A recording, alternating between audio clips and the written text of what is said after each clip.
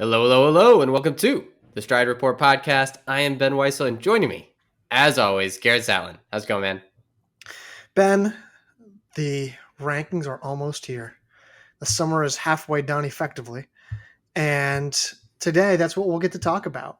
And I hope everyone knows I put a lot of time and thought into these. Our writers had, I think, 5 days to kind of make their notes and give their adjustments. And then we had to go back and, adjust for everything. So just know that I don't know any other outlet that's going to put the time and thought and energy into what we do.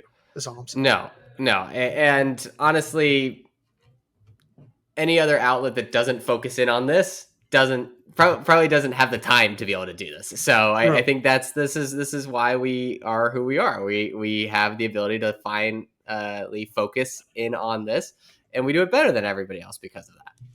Yes. So if you could also leave a 5-star rating and review when you enjoy this episode, that would be great. Like someone named Liam who said, exceptional podcast. As a high school runner, not many people I know are knowledgeable about the sport, but you two know ball. Such a great compliment. Saying someone knows ball. Love that. Great takes. You'll never miss. Shout out to Coach Ben Lamb. Yeah, shout out to Ben Lamb. Unless he's problematic, then no. No.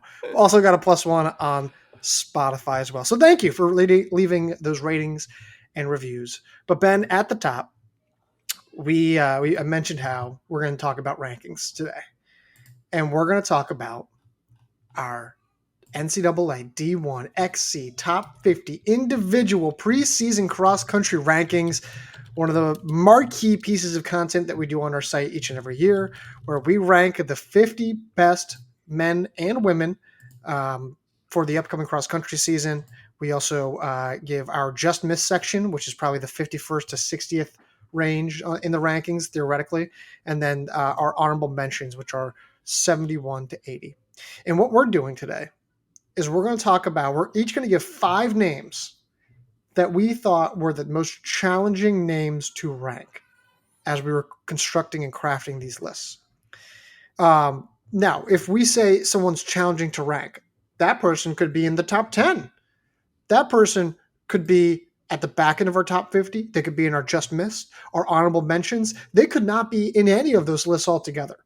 So something to keep in mind as we're talking about some of those names. But Ben, did I miss any details? No, I'm glad you put that caveat in here. Just because you're challenging to rank doesn't mean you're good or bad. It just means you've shown signs of a little bit of everything. And so we don't really know where to place you. And you're just a normal runner, basically, that isn't super consistent. And I think there was a lot of candidates for this year. I don't know what you thought, but because there just is a lot of unproven names that have shown flashes, but how good is that flash in relation to somebody else's flashes or someone who's been consistent but hasn't shown that quite high of ceiling? So it was a challenging one to go through.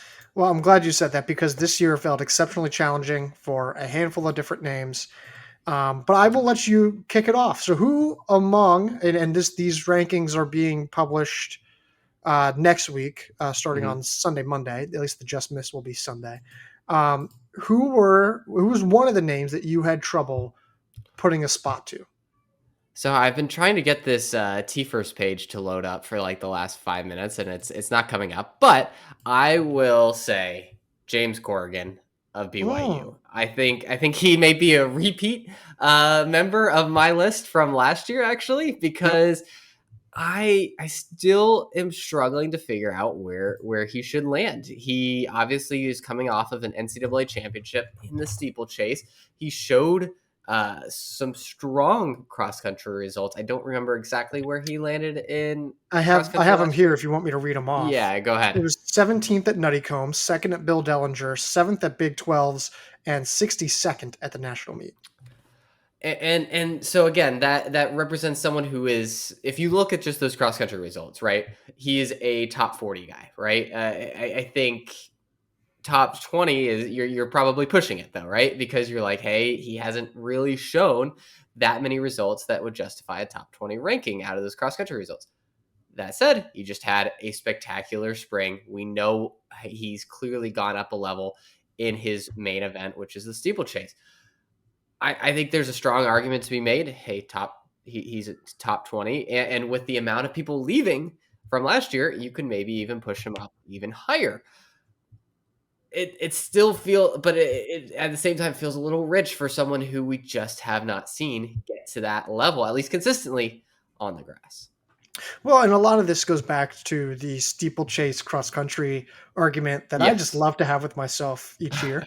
And it's this idea that like steeplechasers are not perfectly translatable to the grass in terms of their talent and their accolades, right? Like we said it with Kenneth Rooks, we got grilled for Kenneth Rooks being ranked like in 40th, right? And then sure enough, he had a season that was very much on par with how we initially ranked him.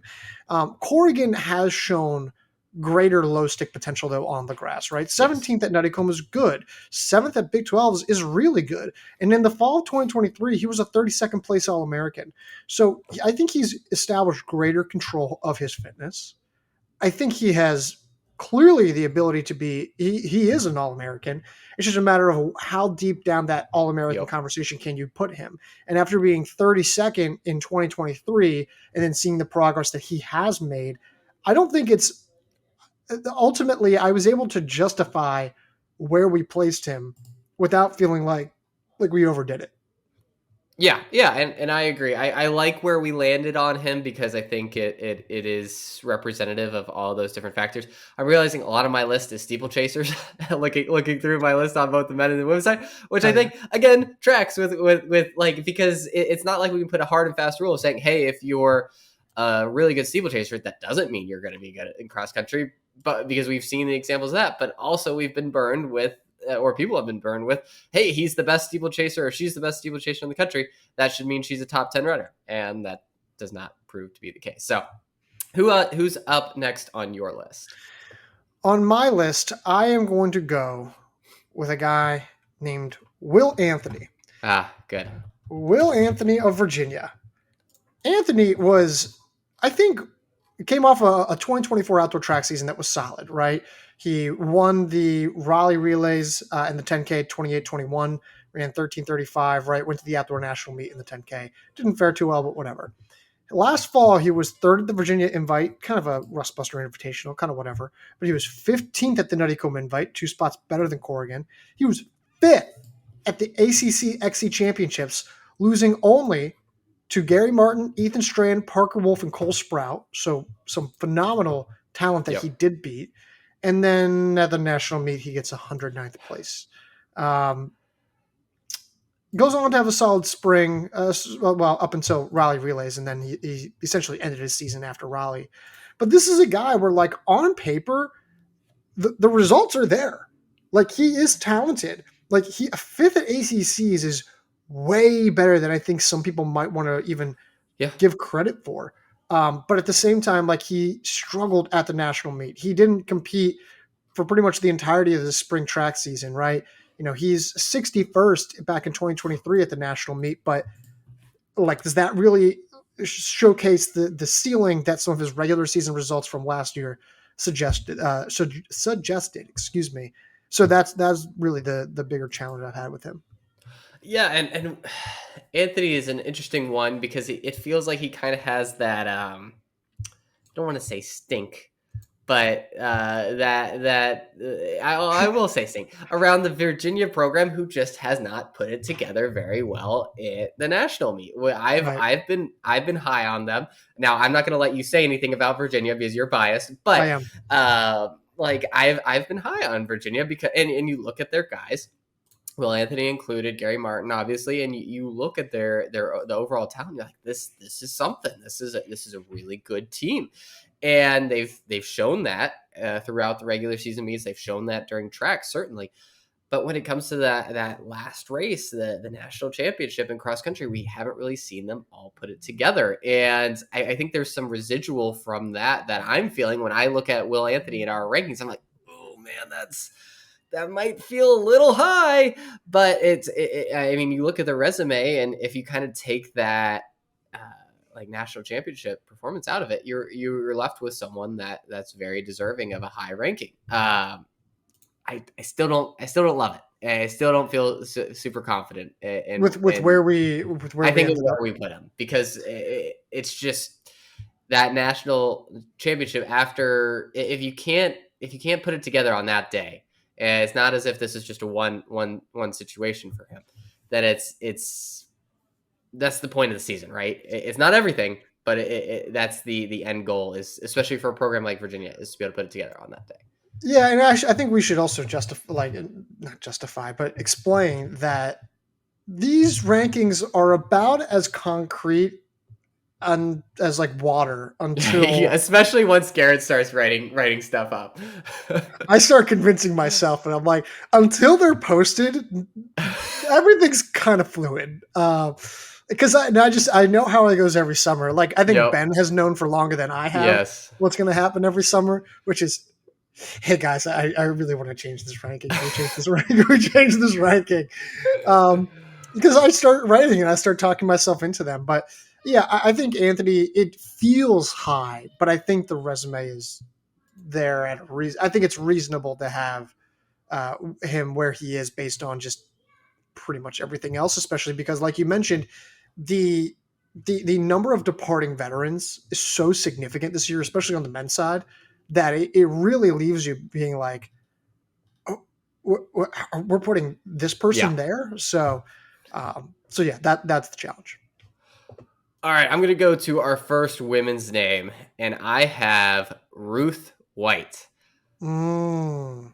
What do you do with someone who has run 32:20, was ninth in the 10K this past spring, but who was, I believe, 35th at the Northeast Regional this past cross country season? Doesn't really seem to have any leg speed at the moment. For 16:22 in the 5K, 5:31 in the mile has her PR. Like, and again, this is the women's side. They're running 6K. They're not Yep. running 10K. If they're running 10K, I think I would actually feel pretty confident where Ruth White slots in. The Yep. 6K though feels like a pretty big step down in distance for Ruth White, considering just what her PRs are. She's clearly one of the best like long distance runners in the country. But where does that put her in a 6K distance over grass? I have no idea. Like, you could have put her in so many places in the rankings, and I would be like, you know what? I get it. Like, I have no issues where she is, because frankly, quite frankly, if as long as you didn't put her in the top 20, I don't think I would have had a whole lot of issues, because she's just, I think there is a humongous range of outcome. You're talking about a true freshman last year who clearly got way better as the season came along. But I still don't know how that translates into a cross country season, again, over 6K distance. Yeah, and that was my thing. Like, when I'm putting together the rankings and I'm looking at a few things and making my notes and yada yada yada. I'm looking at this and being like, I think people just forget that the women run 6K and it stays at 6K and it's only 6K.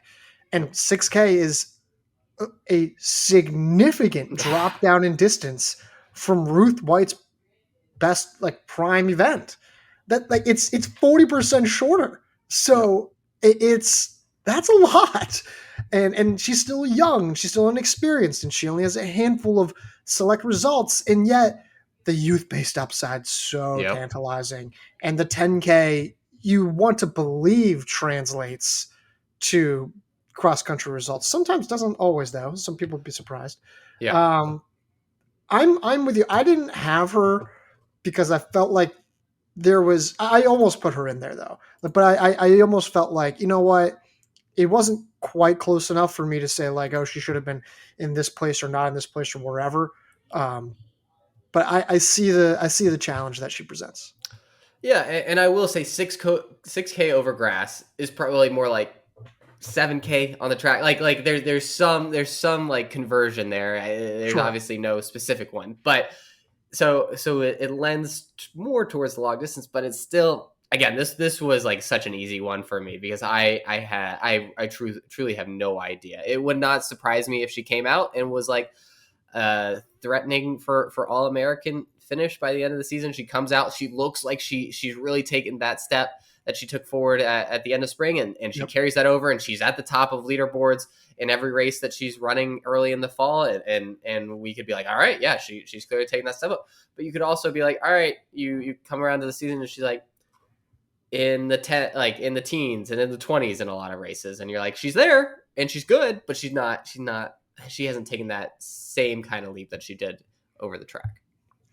Yeah,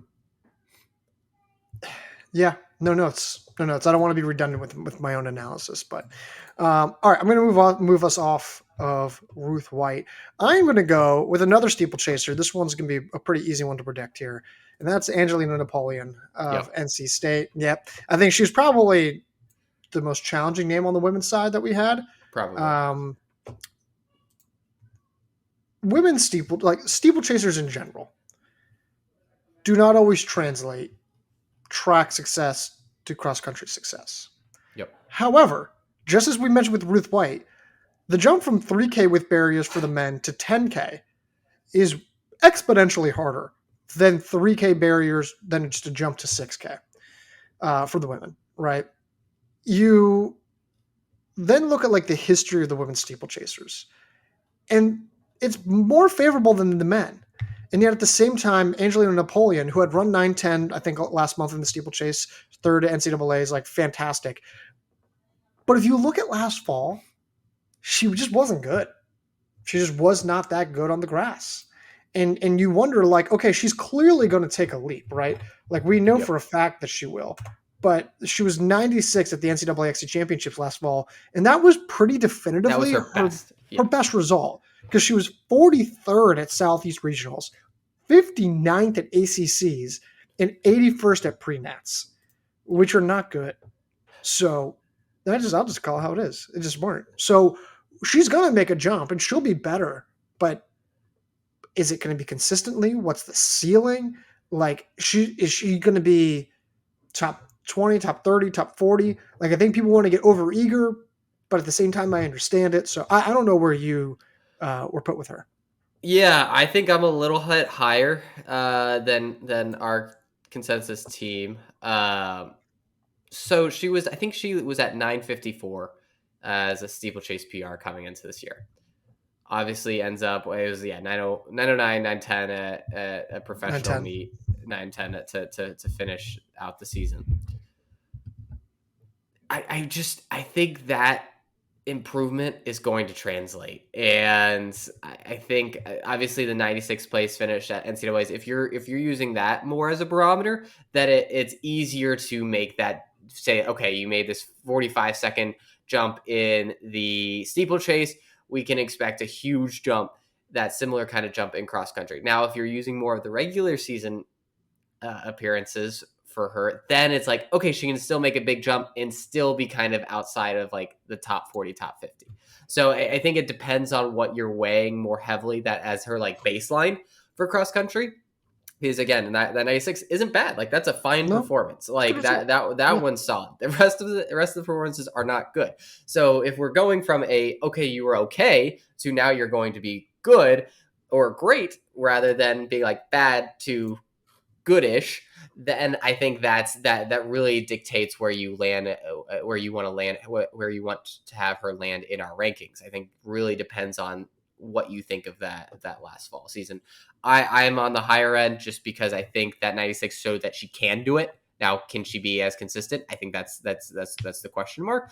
But this level of fitness, I think, is going to just give her a higher baseline regardless. And I think, again, that 96th place performance shows that she at least belongs and can do it on the grass, whereas these other performances would leave me to like there's some kind of mental block or issue with translating fitness onto the grass. Yeah, that was a lot. I'm not gonna lie. That was a lot. Sorry. Like no. It's not. It wasn't like a lot in the sense that like oh, I think you just said a lot, but it's like it's a lot to process and think about, right? Like it's a lot in the sense of like you can think of pretty much any argument for and against her, and they're all Mhm. valid. Essentially, is Yes. what I'm trying to say. Like, so when I say like it's a lot, don't worry, Ben. I will always want to hear your voice. I always do. But the arguments themselves, like you can see how you can just go in circles and circles and circles about some of the same runners, and just I think like that's why like I'm okay with where she's at, but like honestly, by the time Sunday comes around, Yeah. I might be like, guys, give a little nudge. So we'll see. Totally fair. All right. Let's switch back to the men's side. I have Lex Young of Stanford. Yep, I had him on my list. So obviously just put together a very strong spring season that was where he ran 27:48 in the 10K. Now he didn't make it to nationals. He was right on the cusp in both the 5K and 10K, finishing 19th and 18th there respectively. So a couple spots out of making nationals. Would have liked to seen him do that, but again, not the biggest deal in the world. Ran that 27:48, ran that 13:35 this spring. Finished 63rd at NCAA's last fall, 11th at ACC's, 20th at pre-nats. A lot of very solid performances, right? Like if you were to drop in from a couple years ago and you knew the Lex Young's high school pedigree, you would have been a little bit underwhelmed, but it's good, right? It's these are fine performances.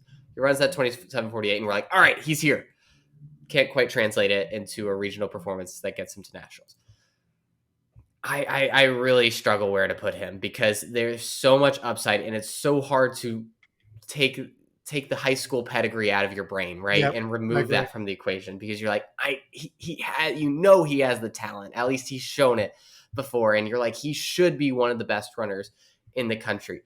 But you just look at the resume in black and white and you're like, really the only thing that is that is pushing me towards ranking him super high is that 27:48 in the 10K. Yep. Everything else is good. Like I said, it's not bad. It's just not great. It's not like, hey, this is a surefire, lock it in, all American. He's on the cusp, right? He's around there. He's maybe an all American favorite based off of everything outside of that 27:48. And it's just like, what do you really believe in? And do you think that, hey, is he still on this upward trajectory? And at what rate is he at that upward trajectory? I just said a lot of words. I'm Oh, confusing but I'm myself, I with think, you. even more. But I just don't know where to go with him. I'm with you. It's really challenging because like it's so hard to look at a resume and be like, these are good results, but they're not great either, Yeah. right? And then you have to be like, hey, 27:48 means something. Like even in today's day and Yeah. age, that means something. Except if you're not confident about everything else, right? Like, and like how much more does it mean, right? Like is that, can that be replicated, right? Can that kind of performance be showcased on the grass throughout an entire season? The upside is clearly there. The talent, the raw talent is clearly there. The pedigree is there. The baseline for success is even there as well. The Yep. baseline, but he's got to be way more consistent at the highest end of his ranking. He's just got to generally take a step. And again, it's kind of like the Will Anthony thing. When you see so many seniors depart, and then you see it's like, well, Lex Young, he was baseline going to be ranked, right? But then, he gets a boost from running 27:48, and then he gets a boost from, all these seniors graduating, departing. You look at him in the rankings, you're like, it's a little touch, almost feels a touch high. Yeah. Someone's got to be ranked up up there, right? And I think that's kind of the conversation that we've had in a lot of these things is someone's got to be in there. It's just deciding who, and that's been the hard part with Lex is I think we all want him, and we're like we can see that jump so easily, right? We've seen it before. The high school pedigree guy comes in and finally he takes the leap from good to great. It's like we know we can feel it coming. But how do you quantify that feeling into a ranking? I think is the hardest thing that we have to do with him. I would 100% agree with you there. So, is it my turn then? Yes, you're up. Okay, my turn. I'm going to go. And we're staying on the men's side, even though I'm going to double dip because I think these guys are essentially the two of the same runner, and that's Douglas Buckeridge of Purdue, and that's Carson Noecker of South Dakota State. So Buckeridge finished 43rd at the NCAA XC Championships last fall, whereas Noecker finished 44th. Based solely on those results alone, those guys should be ranked, right? Yeah. Not only were they top 50 within a handful of comfortable spots last year, but now after all the departures, I mean, now they're comfortably should be ranked. Yeah. Right? Well, the problem is that Buckeridge prior to that had been fourth at pre-nationals in the B race, key important note there. And then he was 21st at Big Tens. He was second at Great Lakes. Like he moves up well in the 10K, but we don't really put a ton of emphasis on regional results. Yep. He was 37th at Joe Piani. Like they're okay results, but they do not by any means scream, hey, I was a top 50 name in the country last fall. Yep. Right? Same thing with Noecker, where he was 10th at Midwest and he was second at Summit League XC Championships. He was fifth in the B race at Pre-Nats. He was ninth at Roy Griak, where that's a good field and it's a solid field. And there's decent, depth against names who are similar caliber to him, but then he shouldn't be ninth. He should be at least top 3, right? It's things like that where I'm like, their track times are fine. Buckeridge was okay, solid, but you just need more. And it's like, so how do you all of a sudden justify and reconcile two guys who were not far off from being All-Americans at the national meet, who now return after a bunch of seniors leave, versus overall seasons that were like meh by nature. So who was it? Was it is his name Christian Allen, who was at Weber State and then went to BYU? Christian Allen, yeah, good memory. So he's the guy that pops up in my head a lot of times when we're having these conversations, because he came out of nowhere, and now he didn't finish 44th. He was like 13th or something crazy, and we had the same exact discussion. That like, where in the world do we put Christian Allen? Because everything else screams he's not really an All-American favorite, but he just finished third. Like he just finished top 20 or whatever it was at nationals. What was he at? Do you have it up? He was 14th in 2019, 14th. Yeah. 16th in 2021. Exactly. And so it's just, I distinctly remember having this conversation with you of being like, we just don't know what to do. And a lot of times it can go the other way, right? Where it's like you have this breakout performance, but the consistency is not there, and you come back the year after, and it's like you just had the race of your life, right? And it was awesome, but you kind of revert back to maybe a better version of normal, but more normal than often. But sometimes you have the Christian Allens, you have the Fouad Messaoudis, where you just have that one amazing race, and then all of a sudden that's just who you are now. Like, and so both these guys, Buckeridge and Noecker, I completely understand where you're coming at from, because we almost certainly will be way off with where we rank them. They will either be far exceed, and they're like, no, that those national performances are the new normal. We're getting better this year. We've tasted it. We're going to be even. We're not going to be 44th. We're going to be top 30. Or it could be like, no, that was just a weird aberration. They're going to be top 100 names now. There's almost no rhyme or reason on how like which guy is going to stick and which guy is going to fall back to the old normal. Track results can be helpful, but I even like Christian Allen's like an example. I don't think he had that many track results in between those. No, not while he was at Weber State. I mean, he got better. I mean, he was 28-26 in the spring of 2022, but that was before he then went to BYU and transferred there. So. Exactly. And so I want to say it's like, yeah, you can tell during the track season, but some guys just aren't built for track the way they are for cross country and vice versa, right? So yeah, I wish I could provide you more specific analysis on either of these guys, but I can't, because we just don't know. And this is we're putting together all the factors that we can, and I think where you have them is perfectly fine because it, again, allows for a variety of outcomes. And there's almost no place that we could put them that was going to be locked in and perfect. I think this gives us the most flexibility because they could make us look dumb. They could make us look dumb in the other way, right? Like it could go a variety of ways.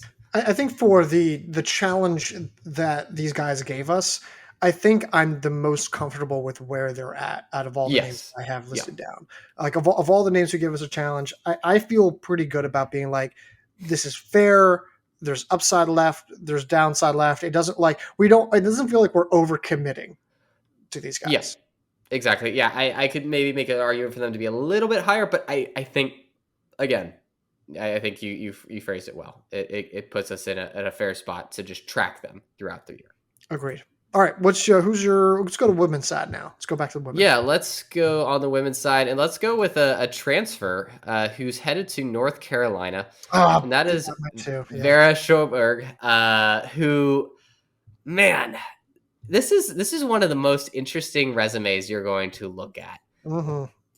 A very good cross country season, second at Paul Short, 11th at Princeton Fall Classic, wins the Patriot League Conference Championship, seventh at the Northeast Regional, 42nd at NCAAs, and then follows it up with just huge leaps in track, culminating with one of the more surprising results we saw all spring, I think, was her second place finish in the 5K, running 15:34 in what was really not her best event, which was the 1500, where she ran 4:07, and the mile where she ran 4:28. So a couple things with her. How does moving schools and running under a new coach affect her? What does that 15:34 and second place finish on tired legs truly mean? Because again, if we take that at face value, she's one of the best runners in the country in the 5K, 6K distance on tired legs. And so what does that mean in cross country? I don't know. She was already good at cross country. It's not as if she's going from, okay, she was like 100th and now she's going to be an All-American. She was right on the All-American bubble. How far up can she go? Because that 5K result, again, is the thing that I'll keep coming back to. That's a top 10 kind of performance, like in terms of our rankings. Everything else screams maybe top 20, top 25. And then again, the nervousness of changing your whole training schedule, changing your coaching staff, changing who you're running with. How does that affect you? It might seem like a small thing, and for some runners, it is a small thing. It's no big deal. But for some, it can be a significant issue to a significant change that they have to overcome. I was all over the place with her. I think I'm higher on her than consensus, but I don't feel great about it. I'm actually slightly lower than consensus. Okay. Slightly, not by much, and not enough for me to like really care about the difference. Right. I'm with you. She's good last fall. She was objectively good. But man, the 428, the 857, 1527 with the second place All-American honor there. It's such a complete track resume. And you see, like, she has experience now at the highest levels. Like, I think it's appropriate where she is. Like, I'm pretty happy with it, but there's just no way to know. Even if she was just like, hey, I sat out, I redshirted indoor, outdoor, right? Like, here's last fall. You're like, okay, baseline, you're probably top 40 just based on that alone. But then, like, now we have to factor in this entire new identity of her being a juggernaut on the track. And it's like, well, what does that lead to? What kind of jump does that mean? And I think it gives her a jump. I just don't know where in that jump she should be, what the experience like matters. And yeah, because like you said, I think like, second place in the 5K outdoor nationals. I mean, that's a result where it's like, I mean, that's borderline top 10 kind of caliber run. I'm not quite there yet, but I really our writers in general were higher on her than I was. I think someone said that they were as I'm looking at our notes from this, that they were quote unquote all in on Sjoberg, maybe an overreaction, but after last spring, ... Um, so I don't know. I think people are very high on Sjoberg, and I understand, but I also don't want to be over eager, if that makes sense. Yeah, and there's recency bias, right? The last result we saw from her was her best one. So good. And it was objectively one of the greatest results of the entire weekend, right? It was. And that is also that's the lasting image that you have of her, and that's why it's so hard to shake. And that's why I think a lot of people, me included, will just get caught up in that moment. I'm with you. I'm with you there. Oh, that was yours, right? Okay. Yeah. I'm gonna go with. I don't necessarily know if this is a name that we like struggled with, but it's a name that like we did have to ponder a little bit, and that's Billah Jepkirui Yeah. of Oklahoma State. She was fantastic in the fall of 2023, just elite as elite gets, and I think she was seventh at the cross country national meet that season. She has also had great, tremendous success on the track. She was a top tier miler, but then she ended her season early last spring. The spring beforehand, she didn't race last fall. She didn't race last winter. She didn't race this past spring. We've been led to believe that she'll be back, that she's ready to compete. How do you rank someone that was considered an elite, truly elite low stick, and then hasn't raced for over a year, like a year and a half by the time she debuts? How? I mean, you pray.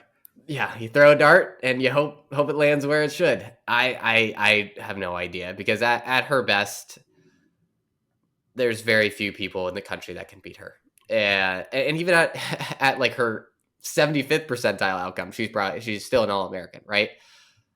So like where on her continuum do we think she's landing, and how, at what confidence level do you feel like you could put that at? Like, if you feel like, all right, she's probably gonna land at the 75th percentile outcome, do you feel like that's a 40% chance that happens? And then if you think it's a 40% chance, where do you rank her? Like, let me ask you this: if you had to put down money on a bet, yeah, of whether or not Billah Jepkirui is an All-American this fall,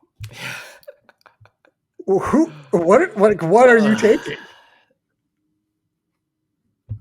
I think I would say yes, only because it's like the talent is there. And now I will say I would feel a lot better about this if I was looking at the men's rankings than if I were looking at the women's rankings. The women's rankings, there's a lot more depth there. The men's side, you feel a lot more confident. I still think she doesn't have to be at her best, and she'll still be an All-American. I think that's ultimately where I would land on that bet. Okay. All right. Well, take over from here now. Where are we going on the men's side? Yeah, let's go back to the men's side, and I'm going to go with another steeplechaser, and that is Allan Kiplagat of Middle Tennessee State. Not where I thought you were going. So again, this is a similar kind of discussion that we had earlier. 19th at NCAA's last fall, had a very good resume, but didn't really race many people coming into the NCAA championships. Was 4th at Ontario Barrios, 1st at Conference USA's, 10th at Gaines Creek, 5th at the South Regional, and then follows it up with a good track season, but not great. Doesn't make it to nationals. Ran, what was it, 8:39 in the steeple, 14:05 in the 5K. I don't fully trust it with him. He was another one. I look at the rankings and I'm like, feels high. Feels high. Just based off of like these track results are good but not great. And then if you look at his overall resume on the grass, you're like, oh yeah, this, like, look at it, he's top 5 and everything. I don't feel super strongly about a lot of the competition he was going up against, and it feels like that 19th is could end up being a little bit of an aberration. And I think that's where we're utilizing a lot. We're utilizing that as a core piece of his ranking, and I don't feel super confident that that's legit. Well, I don't think it's wrong to like be unimpressed by these results. You're right. He didn't Right. face anyone. Like, Yeah. and when he did face someone at Gans Creek, which is like the Stanford guys, some SEC Yeah. names, but like there's names he lost to at that meet that like we didn't even like think of, even come to Right. our minds when we were putting together the list. He lost to guys like that. He goes to Arturo Barrios, and yeah, fourth is like a good finish. But he didn't really beat it. Like he beat Tobias Yeah. Chariot, who got 6. But he lost to Solomon Kipchoge, Ernest Chariot, and Iver Silla of Oklahoma City, which are a Good trio of names. fantastic Yeah. names, right? But you got to beat someone. And you go to Conference USA Championships. Collins Kipkemboy of Kennesaw State and Tristan Merchant of Liberty. Again, guys who are good, but they're good for the mid-major level. Yeah. They're not good for a top 50 national, right? So I wouldn't necessarily be against dropping him now that I kind of think about him. Like, I don't really know who he beat until the national meet. Um, but at the same time, 19th is so good, Yeah. and so many seniors leave. So I'm going to keep saying that. And I feel bad about putting down a guy from MTSU. That's where I grew. I grew up in Murfreesboro, Tennessee, which is Oh, like really? 10 minutes away from MTSU. Ran our state track meet there, but I there's something about his profile that just makes me a little nervous. And I think they're again, the 19th place is the great comeback for anybody who's saying, no, we should rank him this high. I don't have a lot for that. I just don't the overall consistency at that level, we just haven't really seen. Yeah, that's the problem. The consistency at that level. If he puts together a complete season, like, although like I'm trying to like other than Gans Creek, I don't really know like what more Yeah, he could have you don't expect realistically him to be done. like Solomon Kipchoge, right? Or any of those Because guys. I am struggling to figure out. It's like because outside of Gans Creek, like Gans Creek, he lost to some names where I'm like, you Yeah, shouldn't have lost to these guys. But outside of that, I'm like, what really more could he have done? and I think honestly, I'm talking about like I would have liked to see him a little bit more out of track. Like you're running the steeplechase, you were 19th at NCAA's. Yeah, You should be able to be at nationals and run a little bit faster. yeah, that's fair. All right. I'm taking over, and I'm gonna go with my name, and it is debating who I want to go with here. This is your last name too, right? My last men's name. Yeah, my last men's name. I'll go Fouad Messaoudi. Yeah. Fouad Messaoudi is a guy who rarely races on the grass, but when he does, he is bleeping fantastic Mm-hmm. at the national meet, except for last fall. Yeah. So in the fall of 2022, he raced once before the national meet. He was 6th at Big 12s and then 12th at the NCAA XC Championships. In this fall of 2024, he was 5th at Big 12s, 3rd at Midwest, and then 10th at the NCAA XC Championships. Last year, he actually raced at the Weiss Crockett Invitational, was 4th at Weiss Crockett Invitational on his home course, then 32nd at Big 12s, did not race at Midwest, and was 222nd at the NCAA XC Championships. He goes on to have a fantastic year on the track, 13:25 for 8th place All-American honors in the outdoor 5K. He was a 4th place miler for All-American honors on the indoor oval. There is so much that's happening with his resume of like Mm-hmm. limited racing, but then races more, but then had a clear off day last year. But like the 32nd place finish at Big 12 suggests that it wasn't just an off day, something was wrong. Yeah. But like we're gonna put more emphasis on the 2 prior seasons that he had, right? Like there's been a lot of like career wide inconsistency with Messaoudi that has been really head scratching. Where his talent is undeniable, but I don't like. I'm like 65-70% confident I know what we're getting out of him each season, which is not great Yeah. certainty percentages. The sample size with him is just so low, right? Yeah. We just Yeah. don't have a lot of cross country races to fall back on. When he has run, they're almost always good, but they're not always like. Right. And the track performances have been great. But again, and the harder part is with those really, really good cross country performances, that leads him to have higher rankings. And you're comparing him against guys who have had a lot of consistency, who have had much bigger sample sizes. And so we're not talking about, hey, we're talking about someone who's going to get ranked 35th, right? That's why it's harder. You're talking about him at a higher ranking, and that's where those small cracks feel all that more significant. I'm with you there, and that's and like plus like a lot of our writers were, I think, really high on him because of the 5K, the track season that he had, which was good. But it like I don't know if I necessarily like drastically changed my opinion of him. No. Based on how the season went. Like Mike just put a GIF that's just the Kylo Ren meme of just more. Yeah. And so that's I don't know. I don't know if I have the same feelings. All right, I'll go to my last name and on the women's side, and that is Diana Cherotich of Oregon. Good one. Comes in with a lot of pedigree, obviously, and has a solid spring season, 31:45. Obviously, great result. Does not finish at the NCAA championships in the 10K.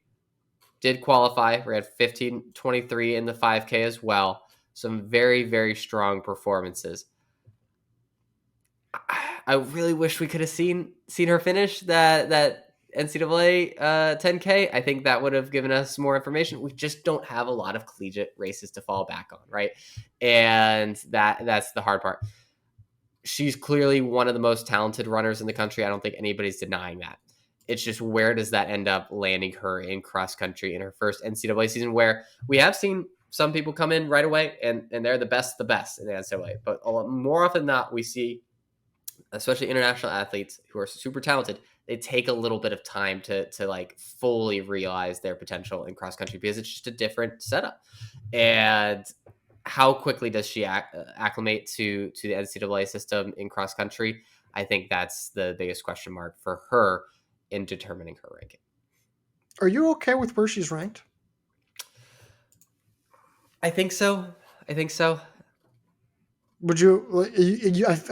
I'm getting this vibe that like you want her in a more specific direction. Do you want her higher? No, that I could make compelling arguments one way or the other, which I think is why I'm conflicted with her. I don't have a strong feeling one way or the other. I think the fact that like we've seen her already, like we know that she's able to put together top tier performances on a consistent basis, that she's, I know the 10K was kind of her primary event, but by PR, the 5K is her ideal race. She's run 15:01. The like not being as good this past spring in the 5K as she was in the 10K is like, I think, a little telling. DNFing in the 10K, but like you can tell that she's at least talented enough. The international aspect, the inconsistency, that does scare me a little bit, especially because cross country is just a different animal compared to the track. Whereas the track, like everyone has run a mile on the track before. Like, right, there's a level of familiarity with track that, I just don't think certain international athletes have with cross country. So yeah, I'll be interested to see what happens. I think it's fair from where she's out, just because she has shown us the talent. The talent is so immense, but we're also leaving a little bit of upside. Yeah. No, and that's why I think it's a fair spot. Who do you have as your last name? My last name is Jenna Hutchins of BYU. Yeah. Spring of 2024, winter 2024 began to pick up. Like you could see some real promise in the track performances. The 5K was really thriving on the indoor oval, and then she went to the outdoor oval in 2024. Got 6th place All-American honors in the 10K. Last fall was 4th at Joe Piani, which is a very good result, by the way. That's a very, very good result. She was 20th at pre-nationals, another solid result. Then got 36 at Big 12s and did not race at NCAAs. Team still won the national title without her, which is, I think, insane. Really impressive. So, like, she was injured towards the tail end, rallied on the indoor oval, right? 852 3K, then goes on the outdoor oval, 15-16 5K, 32-22 10K, advances to the national meet, 11th in the 5K. I'm never confident that I'm not always confident that she'll be healthy going into every season. Yeah. The availability, which has led to some inconsistencies, specifically in the postseason, is worrisome. And like at some point, like you can see there's clear, it's not just like, oh, she's run a couple good times. There's been a clear entree of great performances across all 3 seasons, especially 15-16 over 5K, Yep. right? Like clear stud as of this past spring. But when you only have like, when you don't have a national meet result from last fall, when there's a history of injury, when there's prior cross-country seasons that just did not work out nearly as well, I struggle. I struggle to figure out like what's an appropriate spot. And I don't know if there's even a good answer. No, I think where we landed was good because it still allows, I think she can, if she runs at her best throughout the entire season, she'll overperform that, right? If she suffers an injury here or there, then I think she can still probably get to that ranking, right? And if she's just, obviously, if she doesn't have it this year, isn't going to fulfill that ranking. I think you guys left enough wiggle room for some different possibilities. And I think if you rank her any higher, you're projecting the best case scenario, and you can't with her at this point. Yeah, especially because like the talent is so clear. The pedigree, she's another name with a great pedigree, Yep. right? And it's really hard to separate that pedigree. And plus, like she's actually, that 15-16 for Jenna Hutchins felt like far less of a fluke than it was for like the 27-48 for Lex Young, excuse me. So I'm with you in that sense of like, I think where she's at is appropriate given everything that everyone ahead of her has done. Yep. Yeah. No notes there. So yeah, I think that's 3 names on both the men and women's side for each of us. So we will call it there. Anything else that you wanted to go over before we wrap this up? No, I don't know if that was 3 names each, but regardless, 3 and 2 doesn't matter. Each got Right. 5 names in. We'll take it. I don't know. I think that's it. I mean, rankings. If you're listening to this, it's Tuesday night or Wednesday, or maybe later in the week. I don't know. But the rankings are coming starting Sunday, just missing honorable mentions. And then we get into that throughout next week. And Ben and I will talk a little bit more about those rankings then. Then D2, D3 get some of their rankings in. We get the high school team doing some rankings. And then, of course, team rankings will get going as well throughout all of August. So stay tuned. We got the news today. Suvir Grover will be on at the USA Championships for coverage there. So watch out for photos and coverage on the Instagram page. Go check out YouTube, Spotify, Apple, TikTok, SoundCloud. Check out my mixtape while you're there. But otherwise, Ben, that is all I've got. Alrighty, Garrett. Well, until next week, I'll talk to you.